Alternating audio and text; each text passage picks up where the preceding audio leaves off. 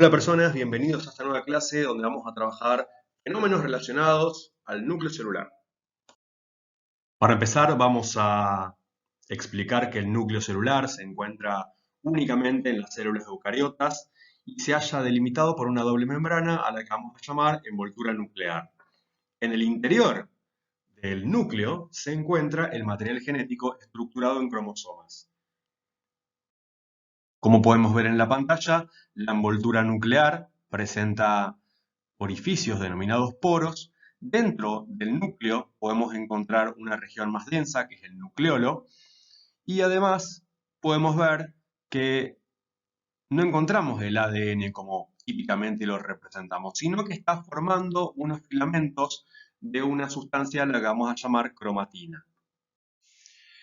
La cromatina es una sustancia que está formada por ADN y proteínas. Esas proteínas se llaman histonas. Y el ADN tiene la particularidad de que además de estar enrollado sobre su propio eje, también da dos vueltas sobre cada una de estas moléculas llamadas histonas. La estructura resultante de la histona y las dos vueltas de ADN recibe el nombre de nucleosoma. El ADN se encuentra agrupado en estructuras que se llaman cromosomas, que durante la división celular sufren una condensación, es decir, un superenrollamiento que le da esta apariencia particular de X que podemos ver en la pantalla. En la imagen podemos ver los 46 cromosomas humanos y como podemos notar a simple vista, esos cromosomas están ubicados de a pares, es decir, que poseemos 23 pares de cromosomas. Cada par recibe un número y está formado por dos cromosomas que se dice que son homólogos. Esto significa que uno de estos cromosomas es de origen paterno y el otro cromosoma es de origen materno. Y lo mismo para cada uno de los otros pares. Lo más particular son estos cromosomas, el par 23, que determina el sexo biológico del individuo. Cuando una persona tiene dos cromosomas X, se desarrolla como mujer, y cuando tiene un cromosoma X y un cromosoma Y, se desarrolla como varón. Es necesario aclarar que los cromosomas homólogos poseen información para un mismo carácter, pero no poseen necesariamente la misma información. Por ejemplo, puede haber un cromosoma que tenga información para el color de cabello rubio y su homólogo puede contener información para el color de cabello negro. La mayor parte de la vida de la célula, los cromosomas tienen un aspecto filamentoso. Momentos previos a la división celular es cuando el ADN se replica y ahí los cromosomas toman este aspecto tan conocido de X. Se dice entonces que dentro de un cromosoma hay dos cromátides hermanas que están unidas por una región denominada centrómero. Como cada cromátide proviene de la replicación de la cromátide hermana, se puede asegurar que contiene la misma información. Es decir, si una cromátide posee información para el cabello rubio, la cromátide hermana que surge de la replicación de esta también contiene información para el cabello rubio.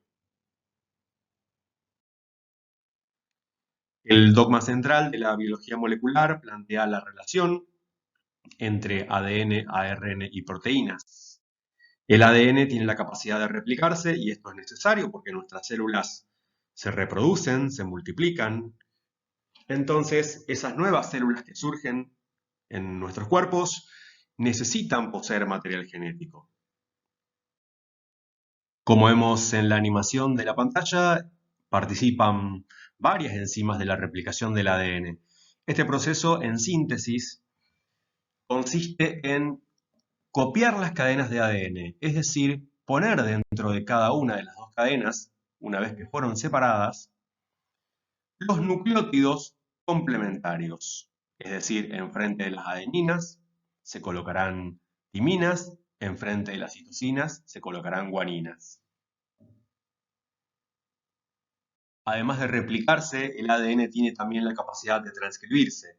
La transcripción es un proceso mediante el cual el ADN usa su información para producir una cadena de ARN. Para entender el fenómeno de la transcripción, tenemos que situarnos en un fragmento del ADN, que vamos a llamar gen, que es aquel que aporta la información para una determinada proteína. La enzima ARN polimerasa va a recorrer este gen y a medida que lo haga va a ir acercando los nucleótidos de ARN frente a los complementarios de la cadena de ADN que se va a expresar. Una vez que se vayan acercando y uniendo entre sí esos ribonucleótidos, van a salir del núcleo constituyendo una cadena de ARN mensajero. Algunos virus tienen la capacidad de realizar un proceso de retrotranscripción o transcripción inversa, como por ejemplo el virus del VIH. Lo que hacen este tipo de virus es usar la información que poseen en su material genético formado por ARN para realizar una copia de ADN. Como resultado, esta cadena de ADN puede incorporarse al ADN de la célula infectada. Por último, el ARN puede usar la información que obtuvo a partir de la transcripción para ser traducido y formar una cadena de aminoácidos o una proteína. Es decir, que la secuencia de ADN determina una secuencia específica de ARN, la que a su vez determina una secuencia específica de aminoácidos que van a constituir una proteína. En la traducción, el ARN mensajero se va a relacionar con los ribosomas que están formados por dos subunidades y también es necesaria la participación de un ARN especial llamado ARN de transferencia que tiene en un extremo un aminoácido y en otro extremo tiene expuestas tres bases nitrogenadas. En este caso las bases nitrogenadas son uracilo, citosina y adenina. Lo que va a suceder dentro del ribosoma es que los ARN de transferencia cargados con sus aminoácidos específicos se van a aproximar a las bases nitrogenadas que tiene específicamente esta cadena de ARN mensajero y a medida que esto ocurra van a ir liberando los aminoácidos que se van a ir uniendo entre sí. Estos aminoácidos luego se plegarán y formarán una proteína, la proteína específica del gen que se está expresando. Al conjunto de fenómenos que se llevan a cabo de manera repetitiva en las células se le denomina ciclo celular. El ciclo celular consta de dos grandes momentos. Uno es la interfase, que a su vez consta de la fase G1, donde la célula experimenta crecimiento, la fase S, donde se sintetiza el ADN, o sea, donde ocurre la replicación, y la fase G, donde la célula se prepara para la mitosis. La mitosis consiste en 4 fases que van a traer como resultado la división del núcleo celular en 2 núcleos. Estas fases son la profase, la metafase, la anafase y la telofase. Una vez que ocurra la mitosis, va a tener lugar la citocinesis o citoquinesis, que consiste en la división del citoplasma, dando como resultado 2 células hijas, cada una con un núcleo.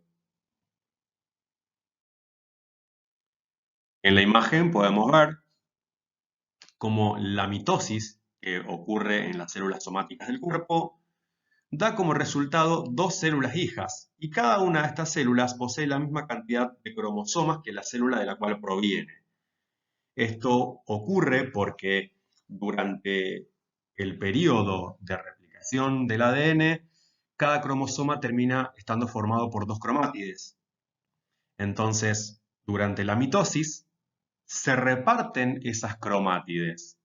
Es decir, se fragmentan los cromosomas dividiéndose cada uno en 2 cromátides, y esas cromátides son llevadas a una región de la célula donde van a ser formados los nuevos núcleos.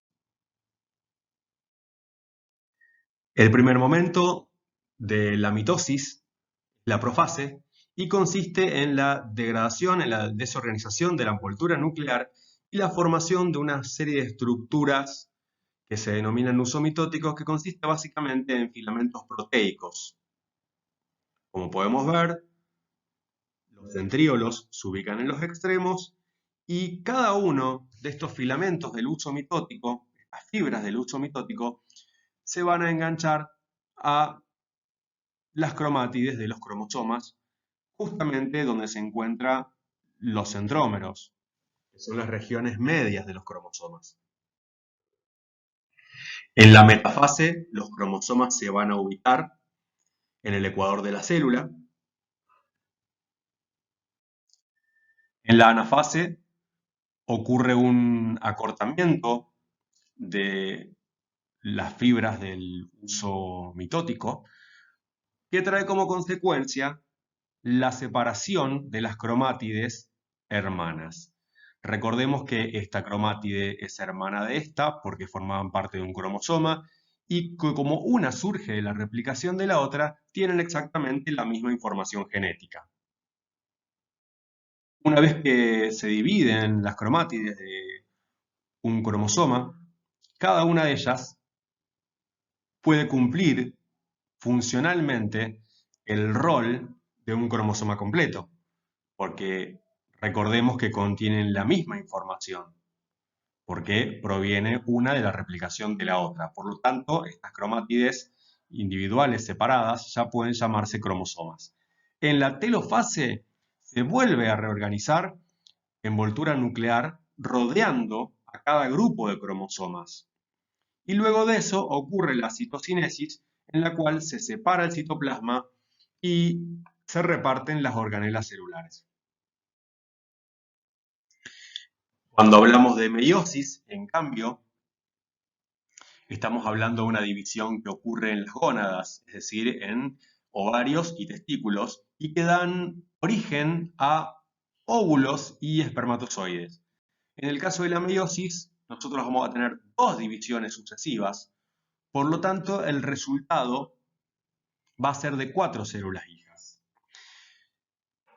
Lo característico es que estas 4 células hijas van a tener la mitad de ADN que las células madre, es decir, las células de las cuales provienen.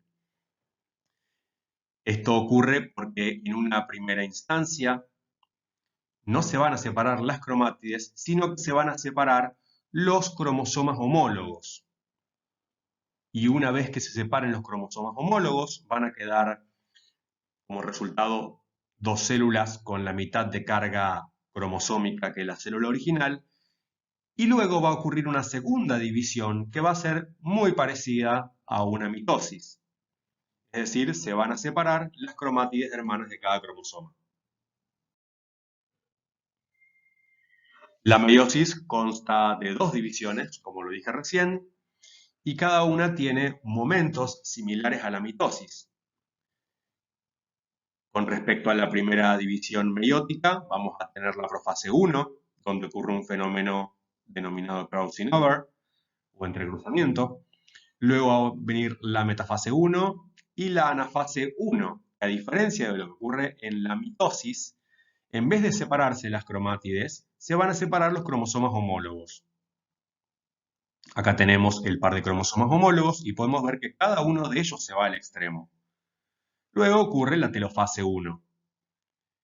En la segunda división meiótica va a ocurrir exactamente lo mismo que ocurre en una mitosis. Es decir, vamos a tener una profase 2, una metafase 2, una anafase 2 donde sí se separen las cromátides que constituyen cada cromosoma y finalmente una telofase 2. En la imagen podemos ver el entrecruzamiento o crossing over que ocurre entre los cromosomas homólogos.